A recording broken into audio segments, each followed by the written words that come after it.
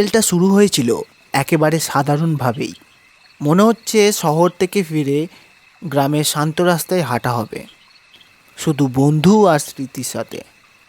অনেক বছর পর দেখা হলো প্রসন্নের সাথে। প্রসন্ন কেমন যেন আনন্দে ধপধপ করছিল, কিন্তু সময় সে তো কখনো সাবধান করে আসে না। বিকেলের রোদ কেমন যেন এক বদলে গেল ঘন বাদলের রাতে। আমরা বুঝতেই পারিনি। কে জানতো সেই শান্ত যাত্রাটাই আমাদের এক অলিখিত গল্পে নিয়ে যাবে। এই গ্রাম এখন আগের মতন আছে রে ফিরোজ। কাদা পথ, বাতি নেই। শহরের মানুষ হতে হতে ভুলেই গিয়েছিলাম এরকম অন্ধকার কি জিনিস। তুই তো একেবারে শহরের রাজা হয়ে গেছিস রে। এই কাদা রাস্তায় তোকে একেবারে মানায় না। কি যে বলিস না, এই কাদা মাটি, ধানের গন্ধ, সব কেমন যেন মনটা জুড়িয়ে ফেলছে রে। মনে আছে স্কুল পালিয়ে কতবার এই রাস্তা দিয়ে দৌড়াতাম, সেই দিনগুলো। আহা, কি আনন্দ ছিল সেই দিনগুলো। সন্ধ্যা যেমন ধীরে ধীরে রাতের আদরে মিশে যায়, তখন চারপাশে নেমে আসে এক বৃষ্টি ভেজা গভীর রাত। ঝাপসা একটা আবরণে ঢেকে আছে সব কিছু। বৃষ্টি আর বজ্রপাতের সাথে সাথে বন্ধুর সাথে হাঁটতেও একটা অন্যরকম অনুভূতি মনে ধরছিল। কিরে, দাঁড়িয়ে পড়লি যে? এই রাস্তা, এই রাস্তায় কেউ একজন সেই হারিয়ে গেছিল, মনে আছে? তুই কি আবার ভূতের গল্প শুরু করলি নাকি?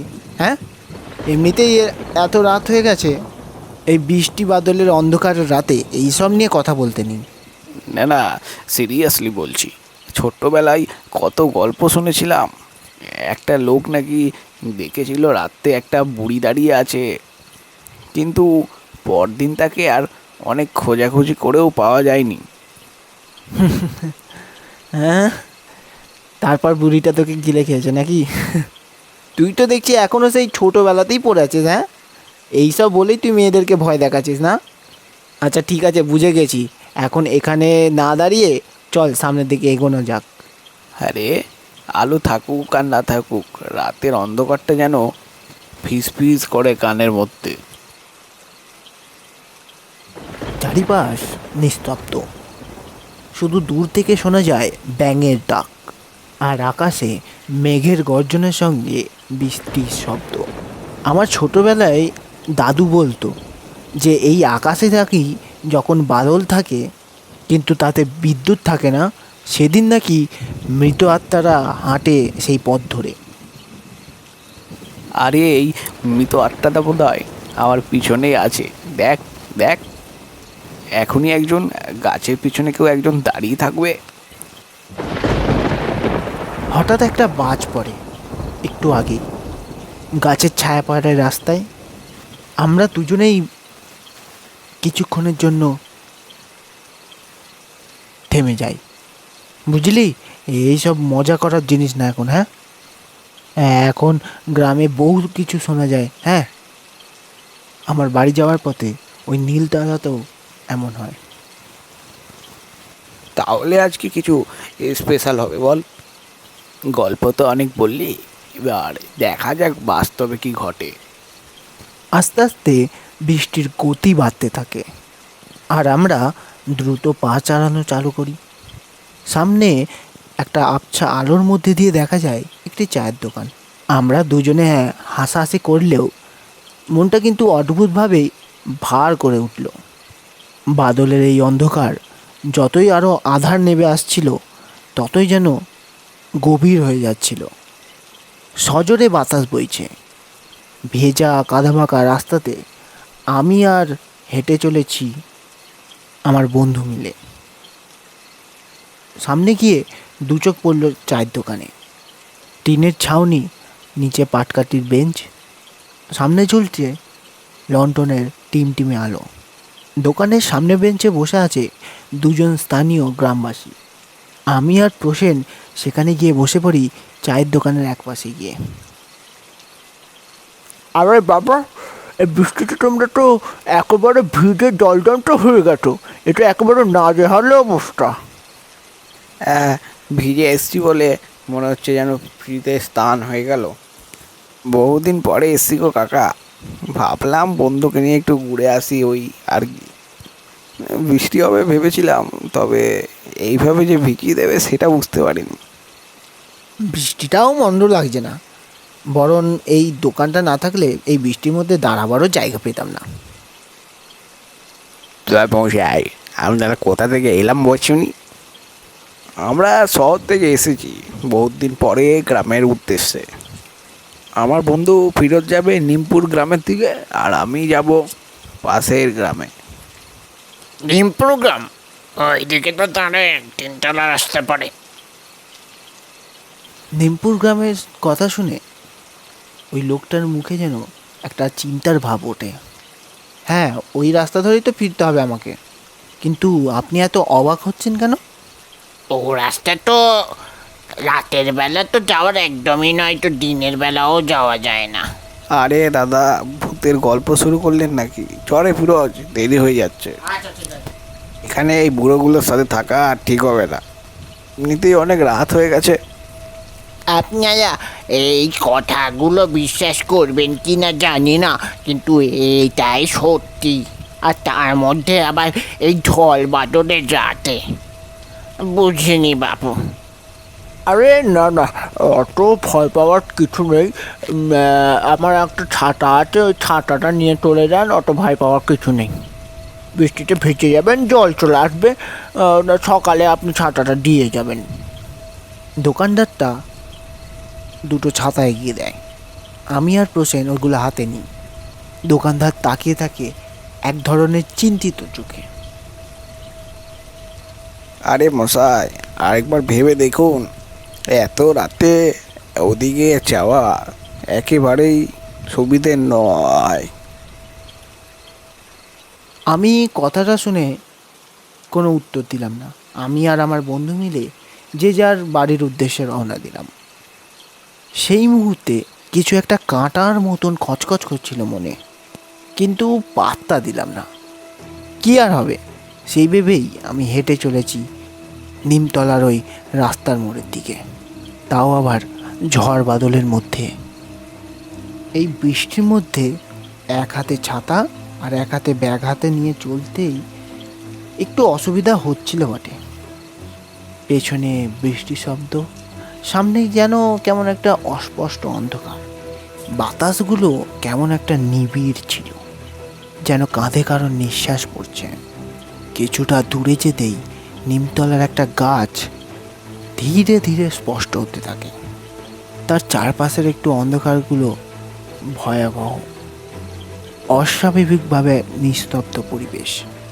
হঠাৎ কেমন যেন একটা মনে হয় পেছন থেকে কেউ একজন যেন আসছে আমার পেছন পেছন। আমি পেছনে তাকিয়ে এদিক ওদিক দেখবার চেষ্টা করলাম, কিন্তু কোথাও কিছু দেখতে পেলাম না।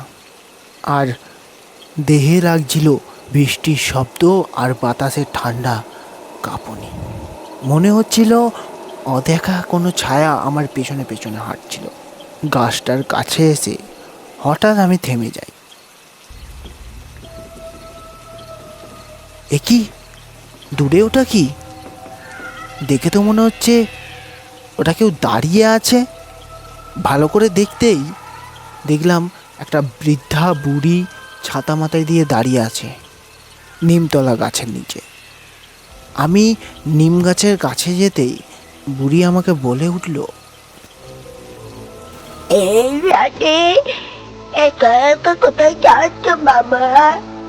সামনে আমার বাড়ি, এসো, একটু বিশ্রাম নেবে চলো। এরকম হিমশীত গলা শুনে ভয় পেয়ে আমি পেছনের দিকে সরে যাই। না, সেটা নয়, আমার বাড়ি এখান থেকে খুব একটা দূরে নয়, আর ছাতা তো আমার কাছে আছেই, কোনো অসুবিধা হবে না যেতে। এই রাত নিয়েছে একবার আসে সে হার মেরে না চলো এসো আমার সাথে এই তো আমি তার কথায় কোনো তোয়াক্কা না করেই যখন সামনের দিকে হাঁটতে থাকলাম, তখনই দেখি সে হঠাৎ করে আমার সামনে চলে এলো। সেই বুড়িটা আমার চোখের দিকে তাকিয়ে আছে আর তার ছায়া পরিবর্তন করছে। সেই মুখে নেই কোনো চামড়া, কেমন কুঁচকে যাওয়া কাঁচের মতন পালিশ করা সেই চামড়াগুলো। চোখ দুটি লালচে আলোর মতন জ্বলছে, আর এই অন্ধকারে এক দৃষ্টিতে তাকিয়ে আছে এই বৃষ্টিতে। চারিদিকে অনেক রকম ছায়া ঘিরে পড়েছে। আমি বুঝতে পারিনি আমার সাথে খারাপ কিছু হতে চলেছে। কে আছো, বাঁচাও! পেছনে পালাতে গিয়ে দেখি পা যেন আটকে গেছে মাটিতে, শরীরটা নড়াতে পারছি না। কেমন যেন দেখছি ছায়াগুলো চারিপাশে ঘিরে রয়েছে আমাকে, আর বুড়িটা ফিসফিস করে অচেনা এক ভাষায় কিছু একটা বলছে। সেই বুড়িটা অজানা ভাষায় একটা যেন কিছু বলছে। গলা শুকিয়ে যাচ্ছে আমার, চারিদিক যেন অন্ধকার। আমি বুঝলাম আমি একটা বড় বিপদে ফেসে গেছি। আমার এখান থেকে আর কোনো নিস্তার নেই। হঠাৎ ঝাপসা বৃষ্টির মধ্যে দিয়ে হ্যারিকেনের লাল আলো চোখে পড়ে। সেই আলো ধীরে ধীরে এগিয়ে আসছে আমার দিকে। এটা তো চায়ের দোকানে সেই দুটো লোক। তাদের দুজনকে দেখে চারপাশে যত ছায়া একে একে মিলিয়ে যেতে শুরু করে, যেন আলো দেখে পালিয়ে যাচ্ছে তারা। বুড়িটা থেমে যায় এক পলক, তার ছায়া গাছের এক কান্নাচে মিশে যায়, তারপর এক ঝাপটায় অদৃশ্য হয়ে যায়। আমি তখন মাটিতে বসে পড়ি, পা দুটো ভিজে কাদায় আটকে গেছে, সারাটা শরীর কাঁপছে আমার। এই জন্য বারণ করেছিলাম বাবু, এরম কিছু একটা হবে আমরা আশঙ্কা করেইছিলাম, তার জন্য আপনার খোঁজে বেরিয়ে পড়ি। নিমতলার ওই গাছটায় বাবু কেবল ছায়া নয়, আটকে আছে আরও বহুত মানুষের মৃতদেহ। আমি দৃষ্টি ফেরাই সেই গাছটির দিকে। হ্যারিকেনের আলোয় সেই গাছটির ছায়া বোঝা যাচ্ছে। মনে হচ্ছে যেন এখনো কেউ দাঁড়িয়ে আসছে সেখানে। এক ঝলকে বাজ পড়ে মাটিতে, চারিদিক আলোকিত হয়। দেখা যায় নিম গাছের একটা ডাল ঝুলছে বাতাসে। আজ যদি ওরা না আসতো, যদি একটু দেরি করতো, তাহলে আজকে আমি ওই ছায়ার মধ্যে প্রবেশ করে যেতাম। তাহলে আমি এই গল্পটাই বলতে পারতাম না। বৃষ্টি ছিল, রাত ছিল, অন্ধকার ছিল, আর সেই ছায়া, ওটা কেবল ছায়া নয়, সে যেন ওই গাছে আটকে আছে। এই এরকম নির্জন এক অন্ধকারে কোনো একজন কেউ একা আসলেই তার জন্য অপেক্ষা করে। এই হলো ঘটনা কাহিনীর 53 নম্বর এপিসোড। আপনাদের সকলের কেমন লাগলো অবশ্যই আমাদের কমেন্ট বক্সে জানাবেন। আপনাদের এরকম নতুন নতুন ঘটনা শুনতে হলে আমাদের ঘটনা কাহিনী চ্যানেলটিকে সাবস্ক্রাইব করে পাশে থাকা বেল আইকনটি অন করে দেবেন এবং লাইক করে দেবেন যদি আপনাদের এই ঘটনাটা ভালো লেগে থাকে। থ্যাংক ইউ, শুভরাত্রি, দেখা হচ্ছে নেক্সট এপিসোডে।